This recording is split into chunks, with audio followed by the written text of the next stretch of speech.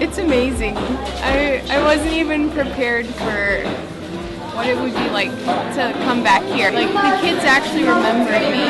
Some of them did, and I remembered some of them. And to see the transformation here is incredible. Your gifts, those of you who have given, has been changing the lives of these children, and it's been amazing. And I printed some pictures. I was hoping to see some of the kids that I'd seen last time and just recognize them, their faces, but then them recognizing us was amazing. It's gorgeous to be working by the mountains, just to see the beauty of the Lord and to be putting down the foundational stones of this church. It's just awesome. It's so cool. You know, the Lord is our cornerstone and we're laying down the literal cornerstones right now. It's fabulous. There's a lot of little kids running around, none of them really, I don't know, I guess it's just, there's not really any other word other than sad.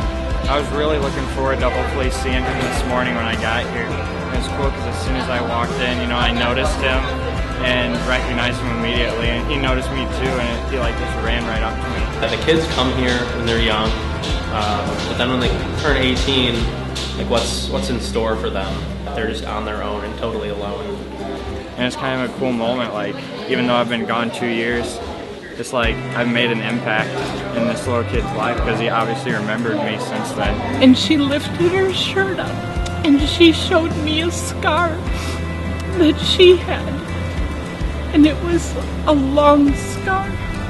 I just want to know who will take care of her. Because nobody's looked for her so far. And she went, me, you. We were the same in that moment.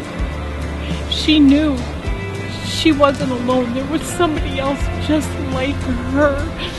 I was challenged by the story in Matthew where Jesus talks about serving the least of these, serving those around us, and ultimately that is serving the Lord.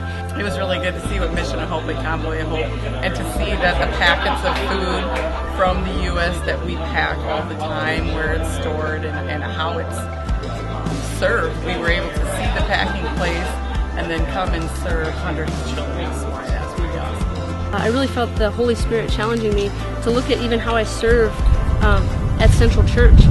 When I come, am I emotionally ready? Am I spiritually ready? Am I prayed up? Am I spending time with the Holy Spirit so that when I'm coming, I'm giving my very best?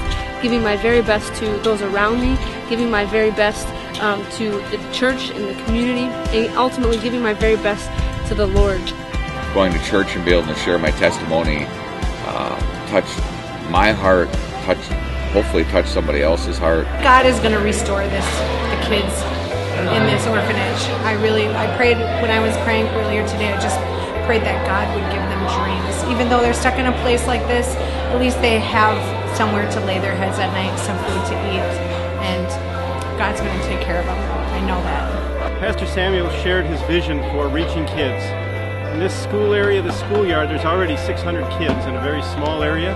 Mission of Hope, as well as Pastor Samuel here at this school, the School of Joy it's called, have a mixed school of boys and girls that they're educating up through vocational is the vision. So that next year, they'll be able to have the vocational school that he has a vision to start in January. We'd like to have the vocational school open to teach sewing, to teach plumbing, to teach welding, and to teach carpentry, so that the students in this area can go out and with a trade in hand. They're getting ready to eat their lunch right now, and they call the food convoy because this is one of the meals that they package at the warehouse and they distribute to the schools. And in the end, what you thought was going to happen, what you were going to do for them, they give that back, and you get so much more out of what you ever thought you could give to them. Once you're here, you say, why didn't I do this before? So I really think it's important to listen to God and go where you're needed. It's good to see the poverty of the place so that you have a better understanding and to experience it. But then I think to end the trip, it's nice to see the joyfulness of the children and them in school getting the education that they need to make a better life. When God calls you on a trip like this, you know that you're in His hands and He's going to watch out for you and your family. No matter wherever you go, God always is in control of the situation. So I just want to thank everybody at home for the money you gave and for your prayers, because you are just as much a part of this roof as we are and as the people who are building it are. No matter what you do or your skill, it will be utilized doing anything here.